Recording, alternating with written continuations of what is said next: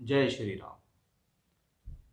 हर व्यक्ति विशेष के अंदर गुण और अवगुण होते हैं और आपके गुणों को, आपकी अच्छाइयों को बताने वाले तो बहुत लोग मिलेंगे आपको, लेकिन जो आपकी कमियों को बताए, जो आपको स्पष्ट रूप से आपके सामने कह दे कि आपके भीतर ये कमी है, वही आपका सच्चा मार्गदर्शक भी है। हो सकता है उसकी बातें आपको कड़वी लग जाएं, लेकिन कहीं ना कहीं वो आपको जीवन को सही राह दिखा रहा है। ऐसे लोगों का हाथ जीवन में कभी नहीं छोड़ना चाहिए। इसी तथ्य को आगे बढ़ाते हुए मैं आज के इस वीडियो में आपको बताऊंगा मिथुन राशि के जातकों के बारे में कि कैसे होते हैं मिथुन राशि के लोग, क्या इनके अंदर गुणों की खान है, क्या इनके अंदर बुराइयां या कमियां हैं, क्या इनके अंदर अवगुण है, कैसे होते हैं ये लोग, कौन सा ग्रह इनके लिए भाग्य बनाने में सहायक है, क्या उपाय करने से ये जीवन में आगे बढ़ सकते हैं, क्या अच्छाइयाँ आपके अंदर है जिनको आप अच्छाइयों को आगे बढ़ाकर अपने जीवन को सक्सेस बना सकते हैं। कि व्यक्ति को ये पता लग जाए कि उसके भीतर ये अच्छाई है, उस अच्छाई को एक मार्गदर्शन के रूप में बनाकर वो आगे बढ़ सकता है। यही जीवन का सार है कि एक व्यक्ति को परफेक्ट लाइन तो मिल जानी चाहिए कि इस लाइन पर उसको चलना है, सफलता उसे जरूर मिलेगी, चाहे उतार चढ़ाव भी आए तो भी कोई बात नहीं है। साढ़े साती या ढैया जीवन में आती है तो दुखदाई क्यों होती है? कौन आपके मित्र हैं, कौन आपके शत्रु हैं, किस राशि से सावधान रहना है, किस राशि के साथ मिलकर आपको जीवन में चलना है, कैसा रहने वाला है आपका भाग्य, किस उम्र में जाकर आपका भाग्य परिवर्तन हो सकता है, कौन से ग्रह आपके लिए फायदेमंद हैं और क्या उपाय आप कर सकते हैं, उस पूरी तरीके की डिटेल्स की चर्चा हम इस वीडियो में आपसे यहाँ करने जा रहे हैं। इससे पहले भी हम दो राशियों की चर्चा कर चुके हैं, मेष और वृषभ। आज का ये वीडियो है चंद्र राशि पर आधारित, यानी मिथुन राशि के जातकों के जीवन के बारे में हम पूरी जानकारी आपको इस एक वीडियो में देने की कोशिश करेंगे। देखिए, मिथुन राशि काल पुरुष की तीसरी राशि है। अगर हम आकाश में, ब्रह्मांड में देखें कि किस प्रकार से ग्रह नक्षत्रों का योग, किस प्रकार एक तारों का युग्म मिलकर एक आकृति को बनाता है। जैसे हमने कहा कि मेष मेढ़ा यानी भेड़ जैसा दिखाई देता है, वृषभ बैल जैसा दिखाई देता है, तो मिथुन एक जोड़े की तरह दिखाई देता है, एक युग्म की तरह दिखाई देता है। उसको देखा जाता है कि एक स्त्री और एक पुरुष है, उसका एक युग्म, उसका एक आलिंगन, उसका एक स्पर्श करता हुआ चित्र हमारे सामने आता है। ये मिथुन राशि है। मिथुन राशि है द्विस्वभाव राशि। द्विस्वभाव, इसके अंदर दो स्वभाव हैं। दो स्वभाव यानी जैसा हमको दिखाई देता है स्त्री और पुरुष, वैसा ही यहाँ द्विस्वभाव स्थितियां हैं। यानी सबसे अच्छी बात यह है कि एक स्त्री और एक पुरुष जिनसे शुरुआत होती है सृष्टि की, कि यदि स्त्री और पुरुष ना हो, स्त्री पुरुष का अर्धनारीश्वर रूप ना हो, भगवान शिव माता पार्वती का अर्धनारीश्वर रूप ना हो, तो ये सृष्टि चलेगी कैसे? यानी सृष्टि को चलाने वाले लोग भी ऐसे होते हैं, यानी इनकी बुद्धिमता या इनके ज्ञान की वजह से ऐसे लोग जीवन में आगे बढ़ते हैं। आप कभी देखिएगा या नोटिस कीजिएगा कि जो लोग जीवन में मिथुन राशि या मिथुन लगन के होते हैं, उनका कैरेक्टरिस्टिक्स अन्य लोगों से बहुत अलग होता है, उनकी स्थिति अन्य लोगों से बहुत अलग होती है। वो उनके सोच, उनके विचार, उनके विचारधारा, उनके कार्य करने का जो तरीका है वो अन्य लोगों से बड़ा भिन्न होता है। ऐसा लगता है कि ये बड़े क्रिएटिव लोग हैं, ये बड़े दूरदर्शी तरीके के लोग हैं, इनके मन के जो विचार हैं वो अलग हैं, क्योंकि यहाँ स्त्री और पुरुष दोनों का विचार है। अब इसी विचारों को लेकर बात करें तो इन दोनों के विचारों में समानता बहुत आसानी से नहीं देखी जाती है, क्योंकि आप कभी भी देखेंगे एक स्त्री और एक पुरुष दोनों के विचार कभी अधिकतर सेम नहीं हो सकते। लेकिन हाँ, जहां वो सेम हो गए वहीं जीवन का तथ्य बदलना शुरू हो जाएगा। यानी ऐसे व्यक्तियों को ऐसा ही व्यक्ति विशेष चाहिए कि भी जिससे मेरी विचारधारा कॉपी करती हो। मैंने बहुत लोगों की हॉरोस्कोप ऐसी देखी है जो साइंटिस्ट हुए हैं, जिनकी विचारधारा है, जो लेखक हैं, जो राइटर हैं, जो दार्शनिक हैं, जो अच्छे स्पीकर हैं, अच्छे भाषण शक्ति देने वाले लोग हैं, उनका कहीं ना कहीं मिथुन राशि है या उनका जो राशि का जो लॉर्ड है वो बुध है, वो स्ट्रांग हुआ है। तो अधिकतर उनका प्रभाव हमने नोटिस किया है कि भी मिथुन राशि के लोग या मिथुन लग्न के लोग भी ऐसे कैरेक्टरिस्टिक्स लेके पैदा होते हैं। तो इन लोगों के बीच में जो समानता है वो ये है कि वे स्त्री पुरुष का एक युग्म है, जिसकी हमें इसकी आकृति दिखाई देती है। उस आकृति के अकॉर्डिंग ही ऐसे व्यक्ति विशेष होते हैं कि वे एक दूसरे को जोड़कर समाहित करने के लिए या स्त्री पुरुष एक साथ मिलते हैं तो कुछ पैदा होता है, संतति होती है। तो स्त्री और पुरुष एक साथ मिलकर यानी विचार पैदा होते हैं। एक से अधिक विचार, मल्टीपल सोचने का तरीका, एक समय पे कई सारी चीजों के प्रति सोच विचार करना, उन पर काम करना कि किसी ने काम दे दिया, 8 9 10 काम दे रखे हैं, एक काम और दे दिया, उसको भी उन्होंने लिया, उसको भी उन्होंने हैंडल किया और जीवन में आगे बढ़े। द्विस्वभाव यानी द्विस्वभाव राशि है, इसके अंदर चर राशि और स्थिर राशि दोनों के गुण हैं, यानी चलायमानता भी है, स्थिरता भी है, एडजस्टमेंट भी है, किसी भी परिस्थिति में कैसे भी एडजस्ट कर सकते हैं। ऐसा नहीं है कि आज शान शौकत की जीवन जी रहे हैं, कल को अगर लाइफ में डाउनफॉल आ जाए तो ये नहीं कि इनको प्रॉब्लम हो जाएगी, ये उसमें भी एडजस्ट करेंगे, क्योंकि यहाँ स्त्री और पुरुष दोनों का युग्म है, दोनों का मिलन है, संवाद से जुड़ा हुआ है ये। क्योंकि स्त्री और पुरुष अगर आमने सामने होंगे तो संवाद जरूर होगा, और उस संवाद से कुछ क्रिएट होगा, उस संवाद से कुछ पैदा होगा जीवन में। तो ये संवाद के लिए अच्छी है, क्योंकि आपकी राशि के जो मालिक हैं वो बुध हैं, और बुध को कहते हैं बोलचाल। बुध है वाणी का प्रतीक, यानी ऐसे लोगों वाणी से कुशल होते हैं। बुध है बुद्धि का प्रतीक, बुद्धि से कुशल होते हैं। तेज और प्रखर वाणी रखने वाला, तेज और प्रखर बुद्धि रखने वाला ऐसा व्यक्ति होता है।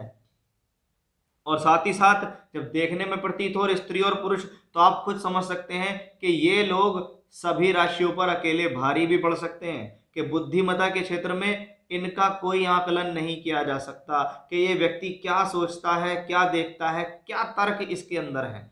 क्योंकि ये तीसरे राशि है हमारी, और तीसरी राशि एक क्रिएटिविटी की राशि है, कि ये दोनों मिलकर स्त्री और पुरुष एक कुछ क्रिएट कर रहे हैं। यानी क्रिएटिविटी के अंदर अगर देखें तो इनसे बड़ा प्लेनेट कोई है ही नहीं। ये आपका एक बहुत बड़ा गुण है, इसको आप अगर पहचान लें अपने जीवन में तो आप कुछ नया करने में सक्षम हैं, क्योंकि आपकी अच्छी वाणी है, अच्छे विचार हैं और अधिक विचार आपके पास है कि आप किसी चीज को मैनेज कर सकते हैं, उसके बारे में सोच सकते हैं, उसके बारे में आप दार्शनिक बन सकते हैं, यानी दूर की सोच रखने वाला व्यक्ति। क्योंकि ये राशि है वायु तत्व की राशि, और वायु क्या है? सभी तरह बहने वाली है, विचारों का आवागमन आते रहना, ये सब वायु तत्व राशि का खेल है। आप और हम बात कर रहे हैं और आपकी मेरी भाषण शक्ति आप तक पहुंच रही है, ये भी वायु है। कहीं ना कहीं विचार आ रहे हैं जीवन के अंदर, ये भी वायु है। एक संचार का माध्यम जो है ये वायु है।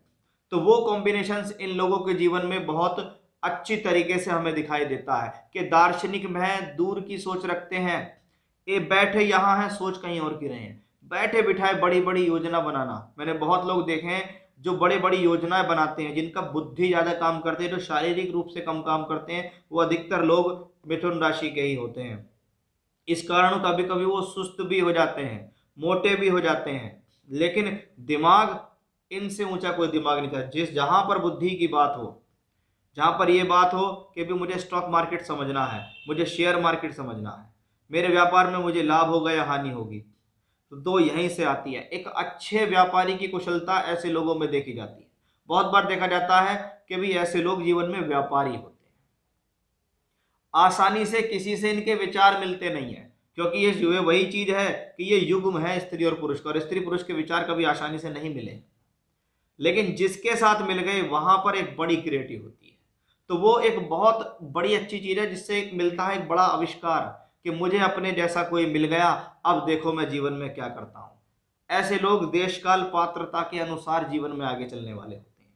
जो आ रहा है परिवर्तनकारी होना चाहिए, इनको परिवर्तन पसंद है, परिवर्तनकारी जीवन होना चाहिए, एडजस्ट कर लेते हैं सभी स्थितियों में, कि ये नहीं है कि ये पुराने समय पे चलेगा, नहीं, जैसा नया हो रहा है वो अच्छा है, उसको स्वीकार करते हैं, उसको जीवन में आगे चलते हैं।